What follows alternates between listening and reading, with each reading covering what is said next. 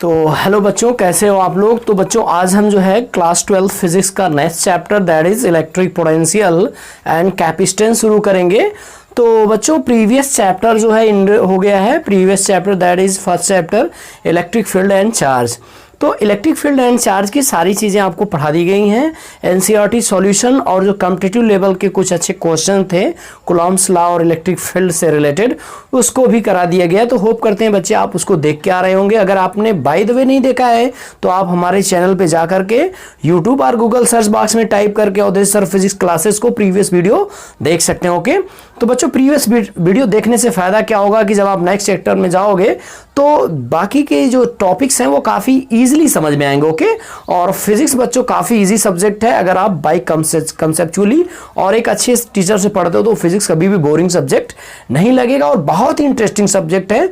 जितना आप पढ़ोगे उतना आपको अच्छा फील आएगा, अच्छी समझ आएगी। ओके, तो बच्चों आज जो हम नेक्स्ट चैप्टर शुरू करेंगे जो कि क्या है, इलेक्ट्रिक पोटेंशियल एंड कैपेसिटेंस। तो बच्चों आप याद करिए कि आपने जो है क्लास 11th में एक ऐसा चैप्टर पढ़ रखा था जिसमें ये सारी चीज़ें आपने पढ़ी थी। तो उस चैप्टर का नाम बच्चों क्या था, ग्रेविटेशन, जो कि फर्स्ट बुक का वॉल्यूम फर्स्ट का चैप्टर नंबर 8 था। ओके, तो जिन भी बच्चों ने क्लास 11th में पढ़ा होगा अच्छे से उसको, तो उनको याद होगा। तो बच्चों जो पहला चैप्टर हमने पढ़ा इलेक्ट्रिक फील्ड एंड चार्ज, उसमें बेसिकली हमने क्या पढ़ा, Coulomb's law and different point पे इलेक्ट्रिक फील्ड निकालना सीखी, जैसा कि हम जो है न्यूटन्स के लॉ ऑफ ग्रेविटेशन में पढ़े हैं। तो बच्चों दोनों चैप्टर जो हैं फर्स्ट एंड सेकेंड चैप्टर, वो chapter number 8 that is gravitation से को रिलेटेड है। तो बच्चों हमने क्या पढ़ा, हमने जो 11th में पढ़ा F equal to G m1 m2 upon R square. Okay, जो कोलंबियन जो न्यूटोनियन फोर्स थे उसका ये फार्मूला था।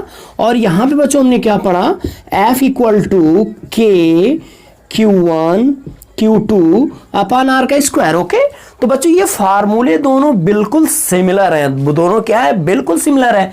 यहाँ पे मास एज ए फंडामेंटल जो है क्वांटिटी दिख रही थी और यहाँ पे charge as a fundamental quantity हम कंसीडर करेंगे। ये एक इंडिविजुअल इनहेरेंट क्वांटिटी है जिसका जो कि हर एक पार्टिकल कंटेन करता है। जैसे हर एक पार्टिकल मास कंटेन करता है वैसे जो है ये चार्ज भी, जो चार्ज बॉडी होती है वो कंटेन करती हैं। फिर बच्चों जैसा कि हमने इलेक्ट्रिक फील्ड के बारे में पढ़ा तो यहाँ भी इलेक्ट्रिक फील्ड थी। तो यहाँ की इलेक्ट्रिक फील्ड क्या थी, फोर्स अपान मास। ओके, और यहाँ पे जो हमने इलेक्ट्रिक फील्ड फर्स्ट चैप्टर में पढ़ रखी है वो क्या थी, फोर्स अपान चार्ज, फोर्स अपान चार्ज। तो बच्चों देखिए सिमिलरिटीज कितनी है। तो अगर आप क्लास 11th में अच्छे से पढ़ के आ रहे हो तो क्लास 12 का जो first and second chapter that is electrostatics है वो बहुत ईजी है, बहुत अच्छे से आपको समझ में आएगी। ओके, तो बच्चों इस चैप्टर में जैसे हमने वहां पे क्या पढ़ा था, ग्रेविटेशनल पोटेंशियल एनर्जी पढ़ा था या सिंपली पोटेंशियल एनर्जी। तो बच्चों वहां पे हमने पोटेंशियल एनर्जी पढ़ा था और वो खुद थी क्या, minus sign of G capital M small m upon R, where capital M is mass of earth, small m is a mass of object, okay, and r is distance and capital G is universal gravitational constant। okay, तो बच्चों जैसे potential energy वहां पड़ी थी यहाँ भी वैसे ही potential energy हम पढ़ेंगे। तो यहाँ पे जो पोटेंशियल एनर्जी होगी बच्चों कांस्टेंट क्या हो जाएगा, k हो जाएगा। ओके, और यहाँ पे Q1 Q2 upon R. Okay, तो बिल्कुल सिमिलरिटीज है। इसके बाद बच्चों जो कि आप टॉपिक का नाम देख रहे हैं इलेक्ट्रिक पोटेंशियल, तो यहाँ पे हम ग्रेविटेशनल पोटेंशियल पढ़ते थे। ओके, और बच्चों ये क्या होता था, ग्रेविटेशनल पोटेंशियल वर्क डन अपान मास, यानी किसी यूनिट मास को, जैसे सपोज करिए कि हमारे पास ये एक मार्कर है, अगर हम अगेंस्ट द ग्रेविटी या अलोंग द ग्रेविटी एक यूनिट मास को एक फिक्स पॉइंट से किसी और फिक्स पॉइंट में जाने में जितना वर्क डन करते थे वही क्या होता था, ग्रेविटेशनल पोटेंशियल होता था। उसी तरह से बच्चों इलेक्ट्रिकल पोटेंशियल जो होगा वो क्या होगा, V equal to W upon Q, W upon Q। तो बच्चों M जो है Q के इक्विवेलेंट ट्रीट किया जा रहा है और यहाँ पे बाकी चीज जो है मास जो है चार्ज के इक्विवेलेंट ट्रीट किया जाता है। होप करते हैं अगर आप क्लास 11th जो है थोड़ा सा चैप्टर 8 के बारे में अगर इंफॉर्मेशन रखते हैं तो इलेक्ट्रोस्टैटिक क्लास 12 की काफी इजी होने वाली। ओके, तो चलिए बच्चों शुरू करते हैं। तो ये सारी चीजें आप रिकॉल कर लेंगे तो लेक्चर्स में आगे काफी मदद मिलने वाली। ओके, तो बच्चों इस टॉपिक में जो इलेक्ट्रिक पोटेंशियल है उसको शुरू करने से पहले हमें जो है एक अनदर टॉपिक क्या समझना होगा, electric potential, electric potential difference, electric potential difference. Okay, तो बच्चों ये क्या होता है, तो आपको जैसे ये जो टॉपिक्स है पोटेंशियल, ये एक्चुअली एक इमेजिनेशन है, इमेजिन किया गया है कि किसी चार्ज को किसी अनदर चार्ज पार्टिकल की फील्ड में लाने में जो वर्क डन होता है वो as a potential energy store हो जाता है। ओके, और उस पोटेंशियल एनर्जी को जब हम उस चार्ज के मैग्नीट्यूड से डिवाइड करते हैं तो हमें जो मिलता है वो पोटेंशियल होता है। और इसमें दो टर्म है, एक पोटेंशियल डिफरेंस है, एक पोटेंशियल है। तो बच्चों इसको कंसीडर करेंगे। तो जैसा कि आपको पता है कि चार्ज क्या क्रिएट करता है, सपोज करिए कि हमने एक चार्ज क्यू ले लिया। ओके, काफी इजीली इसको देखिएगा कि हमने एक चार्ज क्या ले लिया बच्चों, क्यू ले लिया। तो अब ये क्यू चार्ज हम सपोज करेंगे कि ओरिजिन पे हमने रखा हुआ है। ओके, तो अब ये क्या करेगा, चार्ज जैसे पॉजिटिवली चार्ज है तो ये इलेक्ट्रिक फील्ड लाइंस जो है इसके अंदर से निकलेंगी जो कि ऐसे रेडियली आउटवर्ड डायरेक्शन में होंगी। ओके, अब देखिए बच्चों इसकी फील्ड होगी, इसकी क्या होगी, एक इलेक्ट्रिक फील्ड होगी, क्योंकि हर एक चार्ज जो है वो इलेक्ट्रिक फील्ड जनरेट करता है। अगर चार्ज पॉजिटिव है तो अवे फ्रॉम द चार्ज और नेगेटिव है तो टुवर्ड्स द चार्ज, ऐसा कुछ देखने को हमें मिलता है। ओके, इसके बाद बच्चों क्या है कि अगर यहाँ पे सपोज करिए कि हमने यहाँ पे एक पॉइंट ले लिया, यहाँ पे पॉइंट ले लिया और इसका नाम क्या दे दिया, ए दे दिया। ओके, और यहाँ पे हमने कोई एक टेस्ट चार्ज क्या ले रखा है, क्यू नॉट। बच्चों टेस्ट चार्ज क्या होता है, ये एक वेरी स्मॉल क्वांटिटी होती है, जैसा कि आपको पहले भी बताया जा चुका है कि जो है। तो बच्चों हमने क्या किया कि एक टेस्ट चार्ज लिया। तो टेस्ट चार्ज का मतलब ये काफ़ी स्मॉल क्वांटिटी होती है, वेरी स्मॉल होता है। ओके, तो किसी बुक्स में बच्चों ये 1 कूलम यानी यूनिट चार्ज भी इसको बोलते हैं, क्यू नॉट या टेस्ट चार्ज कहते हैं। बस इसको टेस्ट करने के लिए ही इस्तेमाल किया जाता है। तो सपोज करिए इस टेस्ट चार्ज को हमें इसकी इलेक्ट्रिक फील्ड में इस ए पॉइंट से इस बी पॉइंट तक लाना है, ए पॉइंट से बी पॉइंट तक लाना है। तो बच्चों क्योंकि ये जो चार्ज है ये भी पॉजिटिवली चार्ज है, ये भी पॉजिटिवली चार्ज है, तो आसानी से तो ये आएगा नहीं। क्यों नहीं आएगा, क्योंकि आपको पता है कि सेम चार्जेस होते हैं तो ये क्या करेगा, इसके ऊपर एक फोर्स लगाएगा और ये रिपेल करेगा इस डायरेक्शन में, ये रिपेल करेगा इस डायरेक्शन में। ओके, तो इस डायरेक्शन में ऊपर इसको ये पुश करेगा, बाहर की तरफ क्या करेगा, पुश करेगा, ये आने नहीं देगा। तो बच्चों अब क्या होगा कि अब हमें इसको लाने के लिए इधर एक अलग से किसी अनदर एजेंट से यानी एक्सटर्नल एजेंट से हमें इसके ऊपर कुछ फोर्स लगाना होगा, जो कि क्या काम करती बच्चों चैप्टर नंबर 3 में बताया जाएगा कि बैटरी से हम इसको कहीं ना कहीं एनर्जी प्रोवाइड करते हैं तो ये मूव करता है। तो अब हम लेकिन यहाँ पे बात करेंगे नहीं, हमें बस ये पढ़ना है कि हमको किसी तरह से इसको यहाँ से यहाँ लाना है। तो बच्चों यहाँ से यहाँ लाने में कुछ वर्क डन करना पड़ेगा, जो एक्सटर्नल एजेंट होगा जो इसको लेके आएगा वो कुछ ना कुछ वर्क डन करेगा, और उस वर्क डन को अगर हम इस टेस्ट चार्ज से डिवाइड कर देंगे तो बच्चों वही क्या हो जाएगा, पोटेंशियल डिफरेंस हो जाएगा। तो इसको लिखने का तरीका क्या बच्चों, जो final minus initial that is VB minus VA, VB minus VA equal to W, और वर्क डन कहां से कहां तक बच्चों, A to B upon that test charge. तो इस क्वांटिटी को बच्चों क्या कहते हैं, पोटेंशियल डिफरेंस।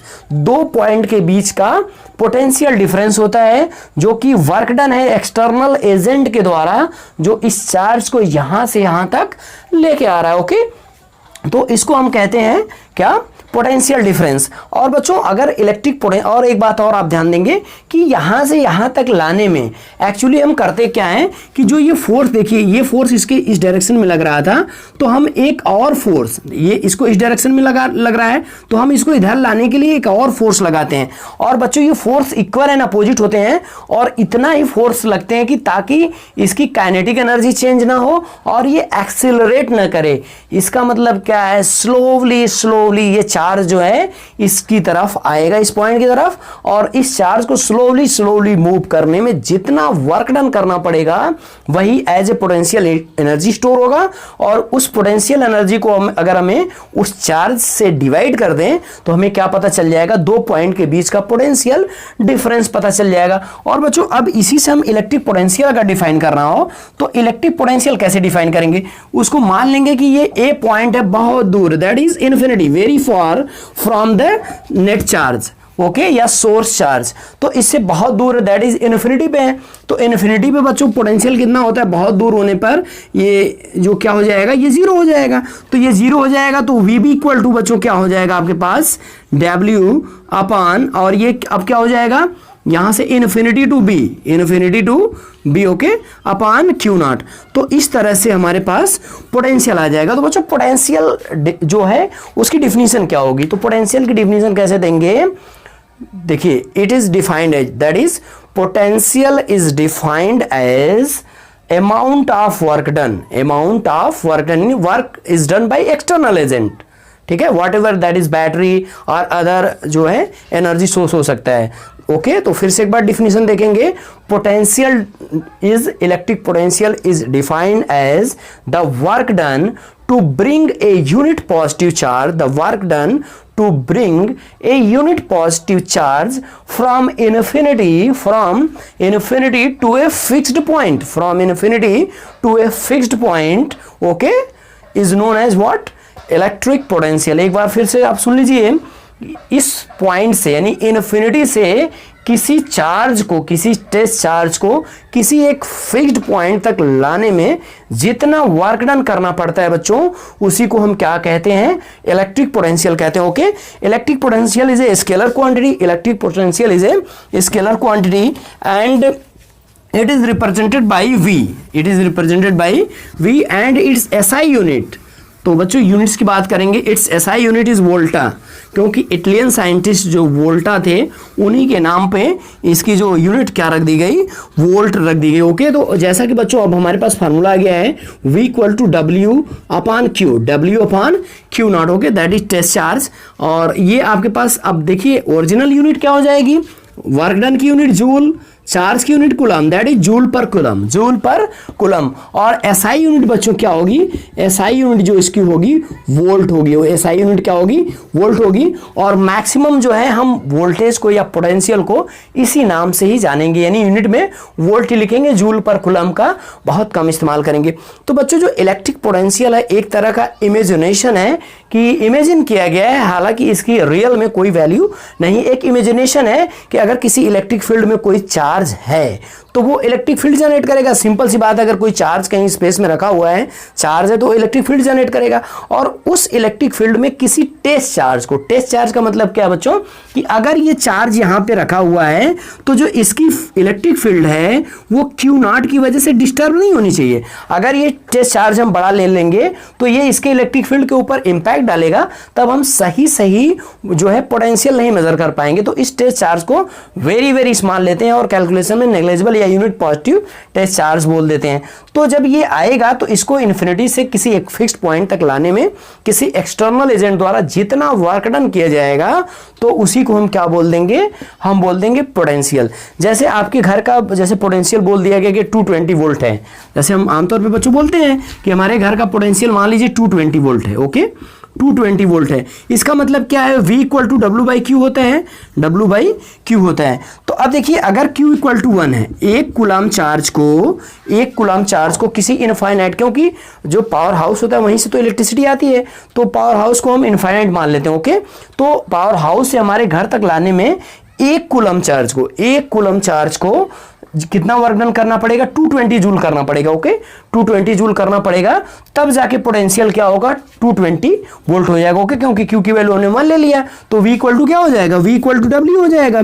तो जितना वोल्टेज हो जाएगा उतना जूल हमें वर्क करना पड़ेगा। इसका मतलब अगर आपके हाउस होल्ड की जो करंट है वो 220 वोल्ट की है, इसका मतलब एक कूलम चार्ज को पावर हाउस से आपके घर तक आने में कितना वर्क डन करना पड़ा होगा, 220 जो जूल वर्क डन करना पड़ेगा। ओके तो बच्चों ये कंसेप्ट आपको समझ में आया होगा।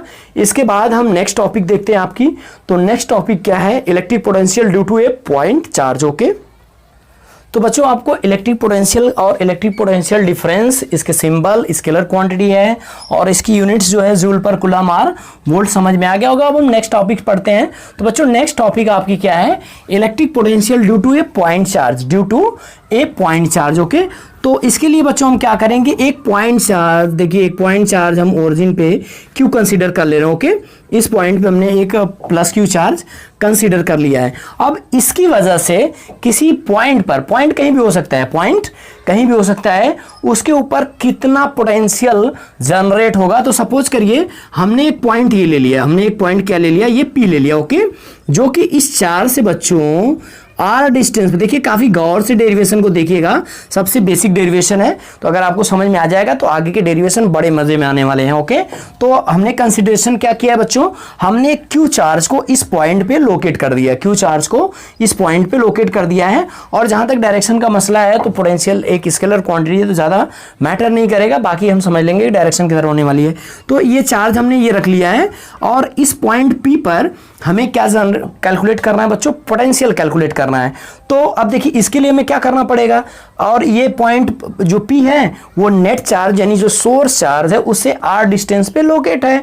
तो जैसा कि आपको पोटेंशियल की डेफिनेशन है कि किसी एक यूनिट टेस्ट चार्ज को इनफाइनाइट से किसी पॉइंट तक यानी जिस पॉइंट पे कैलकुलेट करना होता है वहां से हम मूव करेंगे। तो सपोज करिए ये इन्फिनिटी है आपकी, ओके, तो इस पॉइंट से हमें किसी चार्ज को यहां पे लेके आना है, ओके, तो ये क्यू नॉट चार्ज है और इसको हमें यहां पे लेके आना है। और बच्चों एक बात और आपको बता दी जाए कि ये जो फोर्सेज होते हैं वो कंजर्वेटिव होते हैं। ओके, इलेक्ट्रोस्टैटिक जो फोर्स होता है वो कंजर्वेटिव होता है। कंजर्वेटिव का मतलब क्या बच्चों, पाथ के ऊपर ये डिपेंड नहीं करता है, पाथ के ऊपर ये डिपेंड नहीं करता है। क्लास 11 तो आपको बताया गया होगा जो ग्रेविटेशनल फोर्सेज हैं वो भी कंजर्वेटिव फोर्सेज होते हैं, तो पाथ के ऊपर डिपेंड नहीं करते हैं, पाथ के ऊपर डिपेंड नहीं करते हैं। अगर कोई ऑब्जेक्ट गिरेगा ऊपर से नीचे तो उसी एक्सीलरेशन से जाएगा, चाहे आपके घर से गिरे, चाहे दूसरे के घर से गिरे, चाहे कैसे भी गिरे, एक्सीलरेशन यानी अर्थ उसको सेम एक्सीलरेशन से ही अपनी तरफ अट्रैक्ट करेगी। तो उसी तरह ये पाथ के ऊपर डिपेंड नहीं करता है, चाहे आप इस पे सीधे पाथ से आ जाओ, चाहे ऐसे जिगजैग घूमते हुए ऐसे इस पे ऐसे पहुंचो। ओके, तो बच्चों जितना वर्क डन ये स्ट्रेट पाथ से करना होगा उतना ही वर्क डन ये जिगजैग पाथ से भी होगा, तो इसमें प्रॉब्लम नहीं है, पाथ के ऊपर ये डिपेंड नहीं करता। ओके, तो बच्चों अब हम क्या करेंगे, अब हमें जो है ये सिनेरियो मिला हुआ है कि इस पॉइंट चार्ज को यहां से यहां तक लेके आना है। ओके, तो बच्चों जैसे कि आपको पता है कि अब यहां से यहां तक हमें चाहिए क्या कि इसको यहां से यहां तक कैसे ले जाएं, लेकिन हमें ये देखना है तो हम क्या करेंगे, इंटीग्रेशन का सहारा लेंगे और इसमें जो है एक पॉइंट यहां कंसीडर कर लेंगे, एक पॉइंट यहां कंसीडर कर लेंगे ए, और एक छोटा सा एलिमेंट ले लेंगे और ये दूसरा पॉइंट का कंसीडर कर लेंगे बी। और बच्चों अगर ये पूरी डिस्टेंस यहां से यहां तक x की है तो ये बच्चों कितना हो जाएगा, एक स्मॉल डिस्टेंस dx लेंगे, एक स्मॉल डिस्टेंस क्या लेंगे, dx ले लेंगे। तो अब बच्चों हम वर्क डन निकालेंगे कि यहां से यहां तक जाने में कितना वर्क डन है, यहां से यहां तक जाने में इसको कितना वर्क डन करना पड़ेगा। फिर हम क्या करेंगे, इंटीग्रल की हेल्प की मदद से पूरे को इंटीग्रेट करेंगे इन्फिनिटी टू आर तक, इन्फिनिटी टू आर तक इंटीग्रेट कर देंगे तो हमें फिर काम मिल जाएगा। तो चलिए देखते हैं बच्चों, तो जैसा कि आपको बताया कि वर्क डन क्या होता है, तो work done equal to F equal to बच्चों क्या होता है, एफ यानी W equal to F into D होता है। ओके, तो अगर ये वर्क डन स्मॉल है तो डी डब्ल्यू लिखेंगे और यहां पे क्या लिखेंगे, देखिए डिस्टेंस हमने क्या ले रखी, एक्स ले रखी है यहां से यहां तक, तो यहां पे एफ इंटू डी एक्स हो जाएगा। Okay, F into D x हो जाएगा। और देखिए फोर्स क्या है, जो ये चार्ज जो है इस क्यू नॉट के ऊपर फोर्स लगाएगा, हमें सपोज किया है कि हम क्यू नॉट को यहां से यहां तक मूव करा लेंगे कि स्मॉल एलिमेंट में, फिर पूरे के थ्रू इंटीग्रेट कर देंगे। तो अब देखिए इस क्यू नॉट के ऊपर जो चार्ज है इसकी वजह से रिपल्सिव फोर्सेस लगेगा तो इस डायरेक्शन में लगेगा। ओके, तो एफ जो है इसका नेट जो एफ है इस डायरेक्शन में लगेगा। बच्चों हमें लाना कैसे, हमें इसको इस डायरेक्शन में लाना है। तो और ये भी हमें पता है कि हम इतनी वेलोसिटी से नहीं ला सकते हैं कि इसकी काइनेटिक एनर्जी चेंज हो जाए या इसमें कोई एक्सेलरेशन प्रोड्यूस हो जाए। तो देखिए हमें इधर लाना है, ये इधर ओके लगा रहा है, तो हम इस डायरेक्शन में जितना ये फोर्स इधर लगा रहा है उतना ही फोर्स इस डायरेक्शन में लगाएंगे। ओके, इस डायरेक्शन में लगाएंगे। तो अब इस डायरेक्शन में लगाएंगे, देखिए ये फोर्स की डायरेक्शन उधर है बच्चों, इस फोर्स की डायरेक्शन कैसे होगी, इस साइड होगी। तो खैर अब देखिए यहाँ पे हमने पढ़ा है तो ये क्या हो जाएगा, अगर इसको हम सिंपल फॉर्म में लिखना चाहें तो ये आपके पास हो जाएगा F D x cos theta. Okay, और बच्चों एक फोर्स ऐसे लग रहा है और एक फोर्स ऐसे लग रहा है, इसके बीच एंगल कितना है 180 डिग्री। ओके, तो cos 180 डिग्री की बच्चों वैल्यू कितनी होती है, cos 180 डिग्री इक्वल टू -1 होता है, क्योंकि sin 90 यानी cos 90 plus theta minus sin theta हो जाएगा, तो माइनस sin 90 की वैल्यू 1 हो जाएगी, -1। तो इस तरह से अब देखिए ये होगा आपके पास। तो बच्चों अगर हम इसको एक क्वेश्चन नंबर 1 मान लेते हैं, तो अगर हमें इसको वर्क डन निकालना होगा तो इंटीग्रेट कर देंगे, तो इंटीग्रेट कर देंगे दोनों साइड को हम क्या करेंगे, इंटीग्रेशन करेंगे। तो अब देखिए यहाँ पे क्या हो जाएगा, एफ dx, ये माइनस हो जाएगा। ओके, माइनस क्यों हो गया? क्योंकि बच्चों ये cos 180 डिग्री जो है माइनस आ गई, तो इसका भी हमें क्या करना होगा? इंटीग्रेशन करना होगा। और इंटीग्रेशन में बच्चों लिमिट क्या है? देखिए लिमिट इन्फिनिटी टू आर है। अब देखिए हम सिंपली इस इक्वेशन को क्या कर देंगे, दिस इज इक्वेशन नंबर 2, और इसको हम क्या कर देंगे? इंटीग्रेट कर देंगे। और f की वैल्यू हमें पता है, तो बच्चों f की वैल्यू आपके पास कितनी हो जाएगी? तो देखिए w हो जाएगा। ये कितना हो जाएगा आपके पास? w इक्वल टू, और f की वैल्यू आपके पास कितनी होती है? k, देखिए q1 that is capital Q and q2 that is Q0 upon R का स्क्वायर, अपान आर का स्क्वायर। तो बच्चों आर का स्क्वायर होगा नहीं, क्यों? क्योंकि पूरी डिस्टेंस हमने क्या मान रखी है? x मान रखी है। तो यहाँ पे क्या हो जाएगा? x का स्क्वायर। आप किसी बुक से कॉपी करके ऐसा मत करना कि r दिया तो r लिख लेना, जो डिस्टेंस आप सपोज करोगे वही डिस्टेंस लिखोगे। ओके, तो ये x का स्क्वायर हो जाएगा और इंटीग्रेट करेंगे और यहाँ पे क्या हो जाएगा? dx हो जाएगा। ओके, तो बच्चों इतनी चीजें आप राइट डाउन करिए, फिर उसके बाद आगे देखते हैं। ओके बच्चों, अब हम क्या करेंगे? इसको इंटीग्रेट करेंगे। ओके, लिमिट आपके पास पता है infinity to R. Okay, infinity to R, और ये साइन माइनस का। तो देखिए जो जो चीजें कांस्टेंट है दैट इज के, क्यू, ओके एंड Q0, ये सारी चीजें कांस्टेंट है, इसको हम बाहर कर लेते हैं। ओके, तो अब देखिए ये क्या इंप्लाई कर देगा आपके पास? तो ये इंप्लाई करेगा माइनस को भी हम बाहर कर लेते हैं, के, क्यू, Q0, इतनी चीजें हम बाहर कर लेते हैं और हमारे पास बचेगा क्या? देखिए यहाँ पे बचेगा infinity to R D X upon X का स्क्वायर, तो बच्चों इसको हम क्या करेंगे? इसको हम ऊपर लेके चले जाते हैं। तो देखिए के, क्यू, Q0, ये इन्फिनिटी आर, और देखिए ये x की पावर -2 dx, x की पावर -2 dx। और आपको बच्चों जो मैथमेटिकल टूल में है वहाँ पे ये चीज़ बताई गई है कि इंटीग्रेशन ऑफ x की पावर -2 dx, यानी पावर एक बढ़ जाती है। तो अब देखिए पावर कैसे बढ़ेगी? x की पावर -2 + 1, और नीचे वही चीज़ आ जाती है 2 प्लस, यानी -2 + 1। तो अब देखिए ये पावर क्या हो जाएगी आपके पास? ये -2 प्लस माइनस आ जाएगा, -x की पावर -1। ओके, तो ये क्या आ जाएगा? -1/x। तो इसका इंटीग्रेशन करेंगे तो बच्चों हमारे पास देखिए माइनस मिलेगा। तो अब देखिए -k, Q0, और इसका जब इंटीग्रेशन करा हमने तो -1/x मिला, और लिमिट लगा देते हैं इन्फिनिटी टू आर। तो ये रूल होता है कि upper limit minus lower limit. तो अपर लिमिट रखेंगे तो बच्चों यहाँ पे क्या हो जाएगा? r हो जाएगा, और माइनस माइनस ये क्या कर देगा? प्लस कर देगा। तो हमें क्या मिलेगा? k, Q0 अपान r। ओके, तो ये हमारे पास W की वैल्यू आ जाएगी। ओके, अब बच्चों हमें क्या निकालना है? पोटेंशियल डिफरेंस, यानी या इलेक्ट्रिक पोटेंशियल निकालना है। तो इलेक्ट्रिक पोटेंशियल का आपको फार्मूला बताया गया है। इलेक्ट्रिक पोटेंशियल का बच्चों फार्मूला क्या होता है? V = W अपान Q0, V = W अपान Q0। तो W की वैल्यू आपके पास आ गई है, वो की क्या है? K, Q0, ओके अपान Q0। तो बच्चों Q0 से Q0 मर जाएगा, और नीचे R भी है, देखिए यहाँ पे ये R है। तो आपके पास V की वैल्यू बच्चों क्या बच जाएगी? KQ upon R, that is 1/4 pi epsilon not, okay, Q upon R। तो किसी पॉइंट चार्ज की वजह से, यानी पॉइंट चार्ज की वजह से जो पोटेंशियल जनरेट होगा इस पॉइंट P पे, वो कितना होगा बच्चों? इतना होगा, यानी वो चार्ज और रेसिप्रोकल है डिस्टेंस का। रेसिप्रोकल क्या है?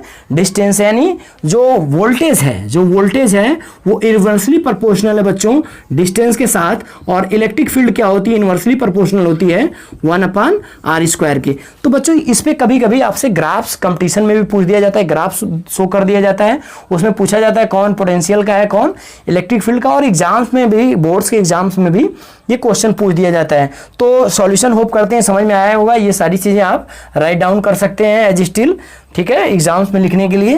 तो किसी पॉइंट चार्ज की वजह से, जो किसी पॉइंट पर या किसी चार्ज की वजह से किसी एक फिक्स्ड पॉइंट पे कितना पोटेंशियल जनरेट होता है, तो सिंपली हम इस फार्मूले से और सिंपल सा इंटीग्रेशन करके सॉल्व आउट कर सकते हैं। ओके, तो बच्चों आज के लिए इतना ही। तो आपको आज का सॉल्यूशन कैसा लगा ये ज़रूर हमें कमेंट करके बताएंगे, और जो भी बच्चे चैनल पे न्यू हैं तो वो चैनल को सब्सक्राइब करें। अगर उनको वीडियो अच्छी लगती है तो चैनल को शेयर भी अपने फ्रेंड्स में कर दें। ओके, तो चलिए मिलते हैं नेक्स्ट वीडियो में, तब तक के लिए थैंक्स।